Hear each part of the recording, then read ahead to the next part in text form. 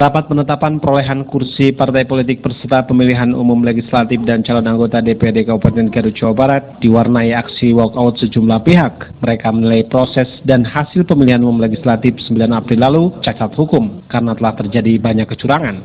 Mengambil tempat di Gedung Intan Belaraya, rapat yang dipimpin Ketua KPUD Garut tadinya mengagendakan penetapan perolehan kursi. Namun, diprotes sejumlah saksi meminta KPUD Garut menanggapi keberatan yang disampaikan para saksi. Mereka merasa protesnya tak ditanggapi. 4 saksi masing-masing dari Partai Bulan Bintang, Partai Keadilan dan Persatuan Indonesia, serta Partai Gerindra dan Partai Demokrat secara berurutan akhirnya memilih walkout meninggalkan ruangan rapat pleno.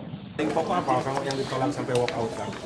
Pertama, bahwa kita tidak puas dengan kinerja KPU, bahwa waktu itu kita menyatakan keberatan di dalam DB itu, bahwa setiap keberatan itu tertulis, akan tapi tidak ada jawaban yang konkret tentang masalah 2 yang pokok.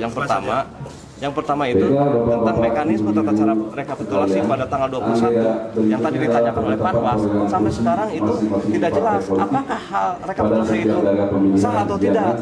Kalau ternyata bahwa keberatan itu tidak ada jawaban, maka saya anggap bahwa ini ilegal, sebab tidak ada hukum yang jelas. Beberapa saat kemudian, panitia pengawas pemilu Kabupaten Garut pun menyusul meninggalkan ruang rapat di Gedung Intan Belaraya Jalan Patriot ini. Akhirnya rapat pleno berlangsung tanpa Panwaslu serta sejumlah saksi partai. Anggota Komisioner Panwaslu Kabupaten Garut, Divisi Pengawasan IPA Hapsiah dan Saifullah sebagai anggota Panwaslu dari Divisi SDM keluar ruangan setelah merasa diabaikan KPU Kabupaten Garut menyoal keberatan yang direkomendasikan pihaknya. Bu, ya, Kenapa, Bu? Alasan walkout kenapa, Bu? kita rekomendasi kita, beberapa rekomendasi kita ada yang belum ditindaklanjuti oleh KPUD Kabupaten Garut. Bagaimana kita akan melaksanakan rapat terbuka ini kalau memang rekomendasi Panwas tidak ditindaklanjuti? Dia menjawab klasik. Ini adalah sudah masuk kepada wilayah MK.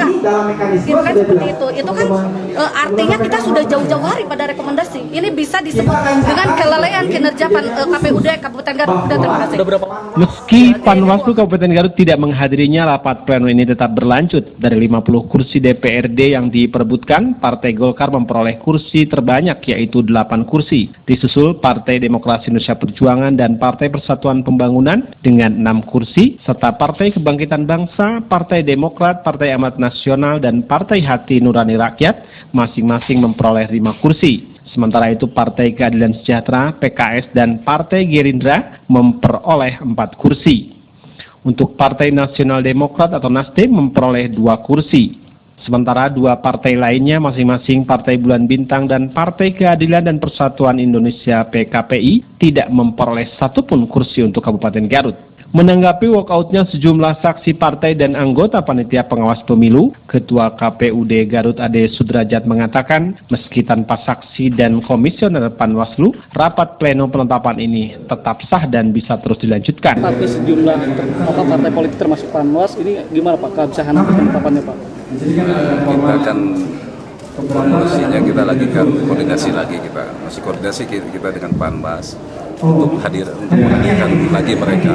Mudah-mudahan mereka dapat memahami semua ini. Ya. Jadi kan tadi terjadi itu perselisihan, sebetulnya itu bukan perselisihan, tapi itu kan beberapa laporan yang masuk sudah kita tindak lanjuti, tapi tidak tahu bagaimana ribanya itu bisa muncul kembali gitu kan.